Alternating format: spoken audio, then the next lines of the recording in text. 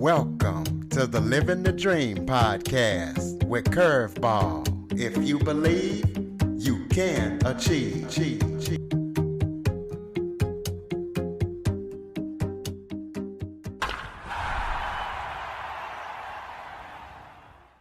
Welcome to the Living the Dream with Curveball podcast, a show where I interview guests that teach, motivate, and inspire. Today, I am joined by comedian Scott Edwards. Scott has owned a chain of comedy clubs. He did that for 21 years, and he has done TV, stage, and concert comedy with the best, including Garvey, Leno, and Seinfeld. So we're going to be talking to him about his career and what it was like working with those big comedians and what he's up to today. Scott, thank you so much for joining me today. Oh, Curtis, I'm so excited to be on Living the Dream with you and the guest you've had. I should say, by the way, ladies and gentlemen, it's a pleasure to be here. I'm Scott. Oh, thank you. Thank you. Really not necessary, but it is a thrill to be doing the podcast with you, sir. I appreciate you for coming on. Why don't you tell everybody a little bit about yourself? Oh, well, okay. I'm Scott Edwards. I am a serial entrepreneur. I've opened over 12 companies in my lifetime. One of them was a chain of comedy clubs that started in August of 1980. When I opened, it was the 12th full-time comedy club in the entire United States. And I was able to work with some of the best in the business. I was very blessed. And some of those people gave me a real hand up in the industry, Bob Saget to name one, Gary Shandling, and a few others. And what I've done in recent years, just the last couple of years, Curtis, was I want to celebrate that time in the industry. I call it on 40 years on the fringe of show business. I started a podcast, stand-up comedy, your host and MC, and I interview all the old guys that used to regularly perform on my stage. So it's really been fun lately doing that.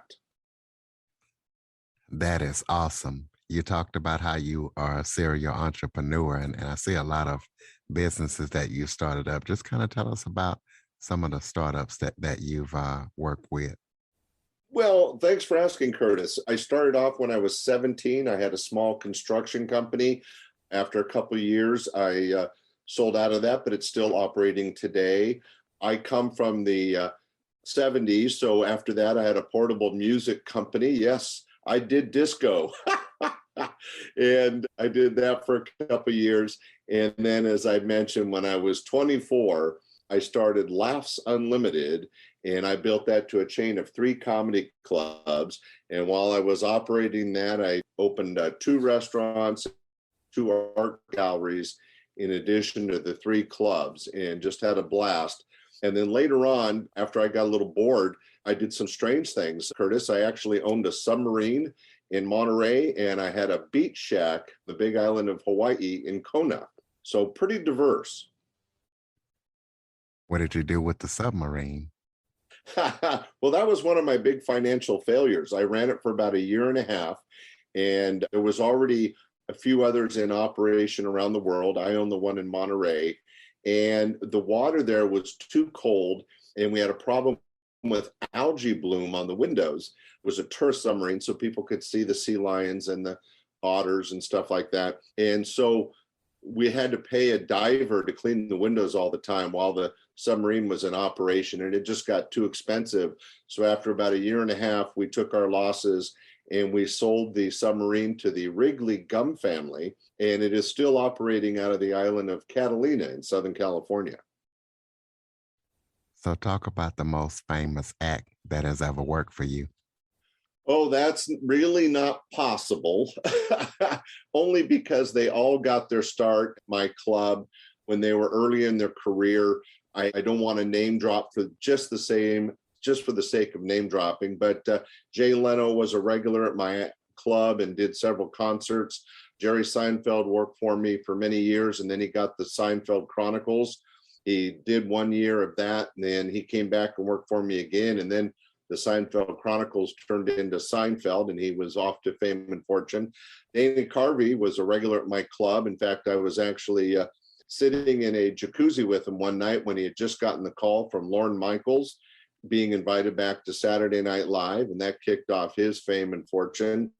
Gary Shandling, Yakov Smirnoff, famous Russian comic, Pat Paulson, Tommy Chong, Soupy Sales, Paula Poundstone, goes on and on. But all terrific people, all terrific, talented entertainers.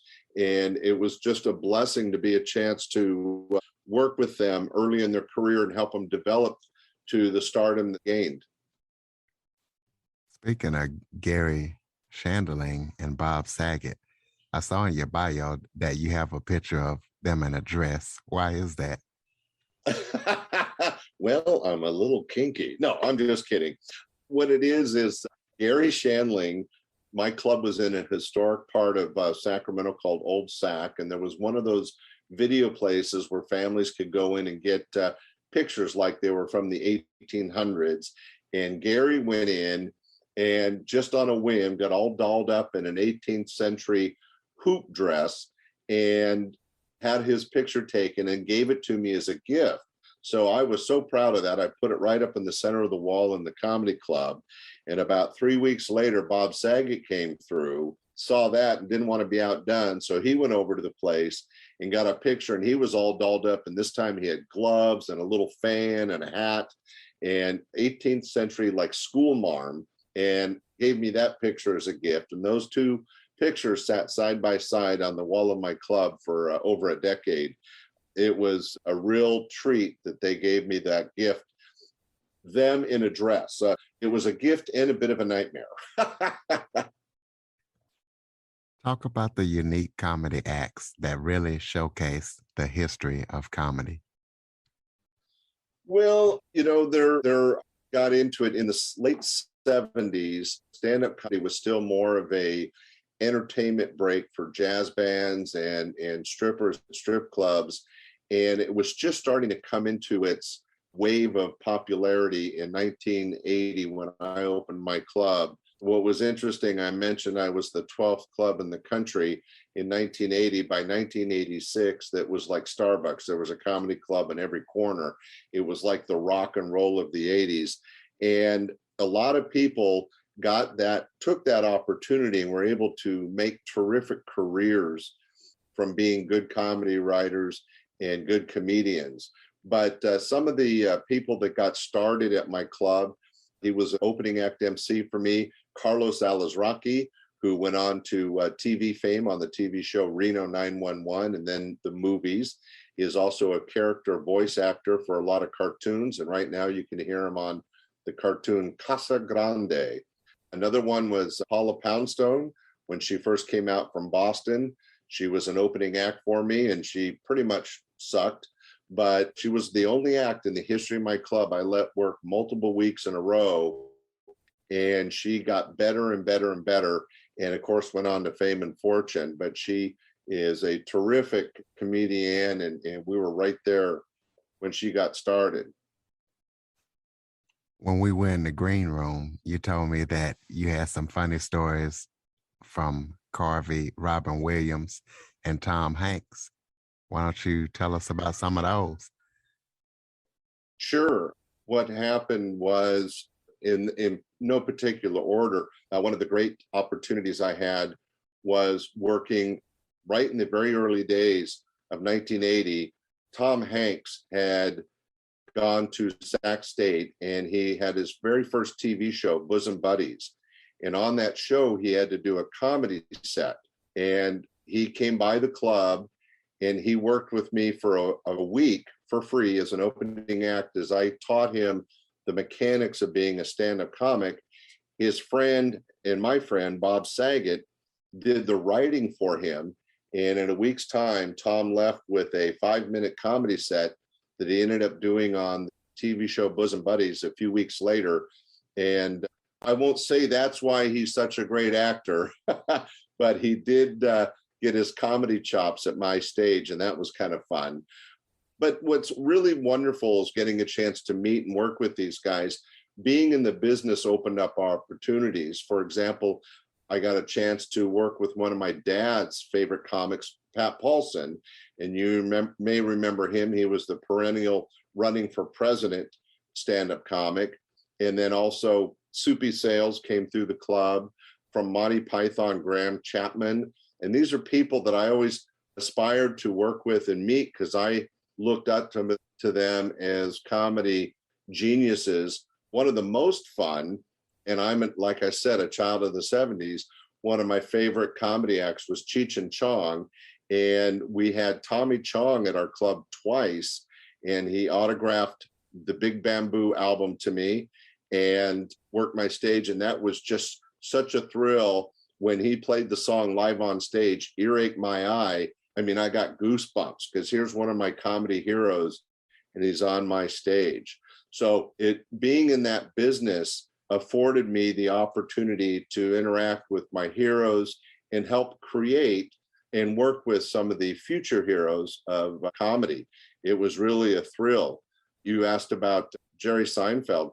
He was working for me before he got the TV show Seinfeld, and he was so great at connecting with the audience, because relating to the audience is kind of a secret to being a success. And he was so clean and funny and always relatable to the audience that his career didn't surprise me at all.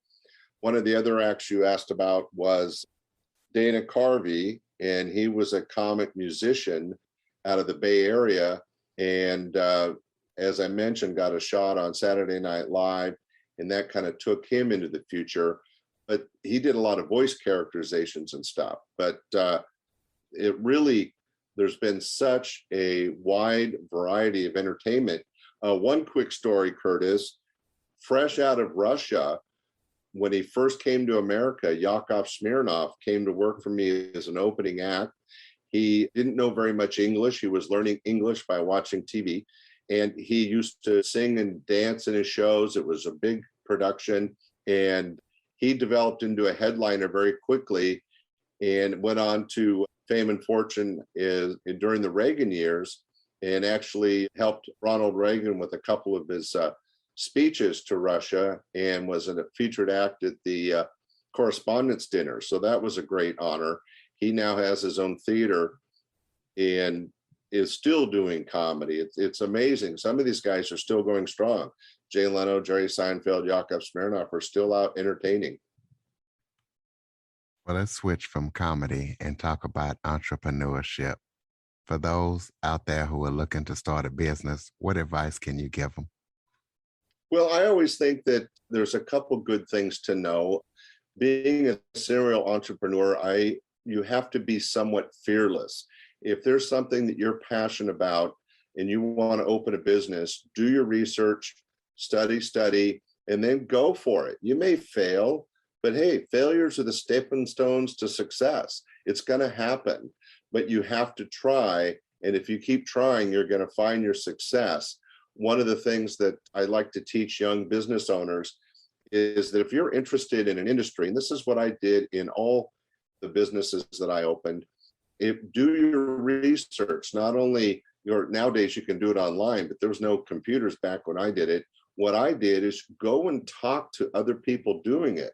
So before I opened a construction company, I went and met with a couple owners of construction companies, and I asked them, how did you start? And what are the important things to know? And you know what, Curtis? People love to talk about themselves. When I went to open a comedy club, I hung out in LA and the Bay Area and talked to various club owners and club managers and lots of comics. And all that information I put together that allowed me to open my own club very successfully. But I've done that in other ways. When I opened a restaurant, I didn't just go in blindly. I did my research and I talked to other restaurant owners. And again, like I said, the important thing to remember is people love talking about what they're passionate about. And in most cases, that's the business they own. And they're happy to share how they got started or what are the ups, what are the downs. And you can learn so much by just talking to people. And I think that's an important thing. Well, I definitely know people like to talk about themselves by running this podcast. So let's talk about you. Why were you so diverse in the various companies that you owned? Yeah, my wife wouldn't be happy with the answer, Curtis. I get bored, so I'll open a business and I'll run it for a couple of years, and then I'm off to my next project. And it turns out I really enjoy the excitement and energy it takes to open a business. But once it's open and I've got the staff running it, I'm not as needed. So I go on to the next project, and that can be terrifying to my family. But for me, I had a lot of creative juices, and it allowed me the opportunity to experiment. I didn't make a lot of money owning art galleries, but I really love art, and it helped me appreciate it and learn about it. The beach shack in Hawaii, was young and single, and there was nothing like working the beach shack and having a beach full of beautiful young ladies in bikinis in front of me. So there wasn't always about money, Curtis. Sometimes you just got to do things for fun. Well, give us the keys to success for entrepreneurs. How can someone be successful as an entrepreneur? Well, I would say that the keys are to do the research, make sure you do something you're passionate about or care about. You'll find out quickly whether you're working for somebody else, or especially if you're working for yourself. If you're not really interested, let's say you hear there's this great opportunity to open up a hardware store, but you don't know rats about hardware and don't care, you're probably not going to succeed. It's always important to do something you're passionate about or care about. Then do your research, as I mentioned. These days, it's a lot easier than it used to be, but research on the different companies, learn about your competition, go out and talk to people. And then, like they always say in the restaurant business, it's location, location, location. So a lot of people these days can do a home-based business or an online business, and that's one thing. But if you're going to have a brick and mortar business, where you put that is so important. For example, for over a decade, I own an insurance agency, and I was able to get a brick and mortar location right off the freeway on a main drag next to a McDonald's. So the traffic and the vision of my little dinky insurance agency was a great way to build business because I was right there in front of people. The other thing that I would share, Curtis, is that a lot of people think you have to have a lot of money to open a business. And yeah, if you think you're going to open $1 million restaurant, you better have $1.5 million or $2 million to do it. But all my businesses, I opened by the seat of my pants. I am not good with money. And so all these companies, I never had a bank load of money to open them. I just kind of did it. And what you learn is the art of working with people and making deals. So when I opened the construction company, I had a friend that had a couple bucks, and he bought the paint machine, and another friend that had a van, and I made them partners. And the three of us opened up the little construction company. The comedy club, I found a restaurant that had a banquet room, and I made a deal with the owner, let me use the room for free. He would get the food and drink sales, I would get the door, and I would go in every day and tear down his banquet, set up my comedy club, do my show, and then tear down my comedy club. Trust me, it's a lot of hard work. Anytime you want to own your own business, be prepared. It's like a marriage. It's half your life, and you're going to be putting all your time and energy into it to make it succeed. But if you're passionate and you do that and you work hard, success is there for you. Tell us about any current coming projects that you're working on that we need to know about. Oh, well, thanks for asking, Curtis. What I'm doing is I'm trying to take all this information, my history in stand-up comedy, and I'm putting it together into kind of another business, but it's more like a hobby. I'm not doing it to make money really, but I have a new online comedy course called Be a Stand-Up Comic or Just Look Like One.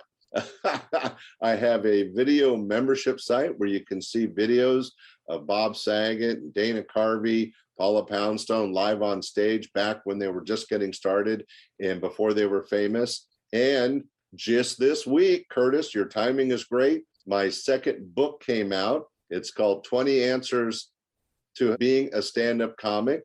It just came out on Amazon this week, and I'm very excited about that coming out. And if any of your listeners are interested in a free copy, just have them email me at scottscomedystuff@gmail.com. Once again, scottscomedystuff@gmail.com. And if you're interested in stand-up comedy, this book will teach you how to be a success. And I'm happy to give you a free copy for listening to Curtis's podcast. Absolutely. Well, you just threw out some of your contact information. Give us that full contact information where we can go see these stand-up comedians before they got big, and your social media, your website, and any way we can connect with you. Oh, that'd be great. No problem. Thanks, Curtis, for asking. So yeah, I do have a website, www.scottscomedystuff.com.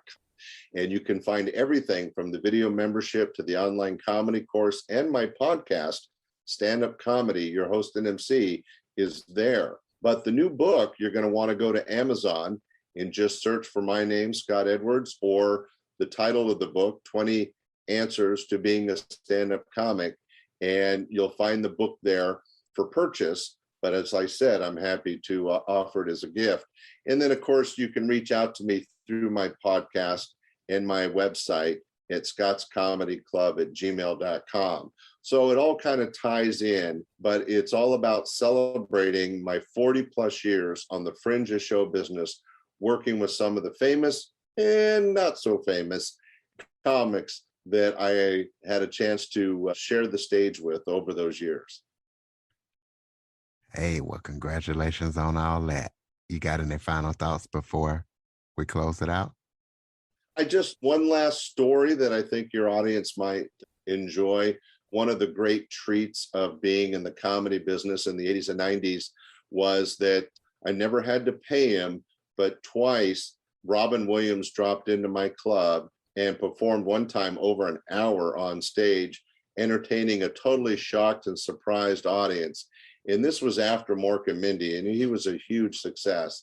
And Robin Williams, with his genius and his energy and his love for stand-up comedy, he would literally drop into clubs like mine, perform for free, and totally share his gift with everybody. And I wanted to get that out there because he was a comic genius, and it was a real joy to be able to work with him.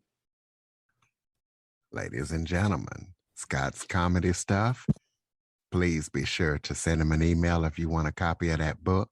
Also, follow, rate, review, share this to any other aspiring stand-up comedians. Also, Android listeners, go to the Google Play Store and download the Living the Dream with Curveball podcast app. Scott Edwards, thank you so much for joining me today. Oh, it's been a pleasure. And ladies and gentlemen, let's keep supporting Curtis and the Living the Dream Curveball podcast. It's been wonderful. Thank you. Thank you for joining us. Thank you. Thank you. For more information on the Living the Dream podcast, visit www.djcurveball.com. Until next time, stay focused on living the dream.